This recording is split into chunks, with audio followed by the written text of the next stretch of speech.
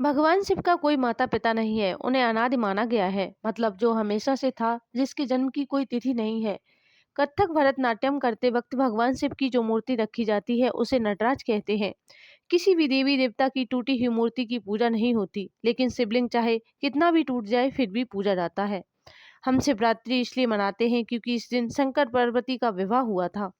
शंकर भगवान की एक बहन भी थी, अमावरी, जिसे माता पार्वती की जिद पर खुद महादेव ने अपनी माया से बनाया था।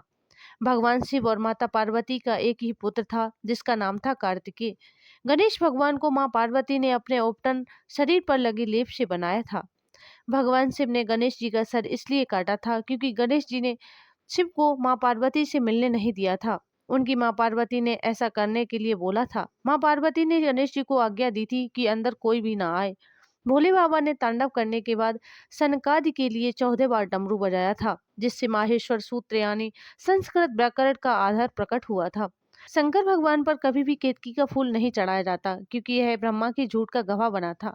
शिवलिंग पर बेलपत्र तो सभी चढ़ाते हैं, लेकिन इसके लिए भी एक खास सावधानी बरतनी पड़ती है कि बिना जल की बेलपत्री नहीं चढ़ाया जा सकता। शंकर भगवान और शिवलिंग पर कभी भी शंख से जल नहीं चढ़ाया जाता क्योंकि शिव जी ने शंखचूड़ को अपने त्रिशूल से भस्म कर दिया था। आपको बता दें कि शंखचूड़ की हड्डियों से ही शंख बना था। भगवान शिव के गले में जो सांप लिपटा रहता है उसका नाम बासुकी है। ऐसे स्नान के बाद नागों का दूसरा राजा था। भगवान शिव ने खुश होकर इसे गले में डालने का वरदान दिया था। चंद्रमा को भगवान शिव की जटाओं में रहने का वरदान मिला है।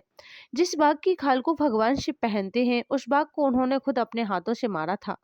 जो भगवान शंकर का वाहन है और उसके सभी गणों से सबसे ऊपर भी है, और असल में शिलाद ऋषि को वरदान में प्राप्त पुत्र था, जो जो बाद में कठोर तपस्या के कारण नंदी बना था। माँ गंगा भगवान सिर से बहती है क्योंकि देवी गंगा को जब धरती पर उतारने का सोचा तो एक समस्या आई कि इनकी बेग से तो भारी विनाश हो जाएगा।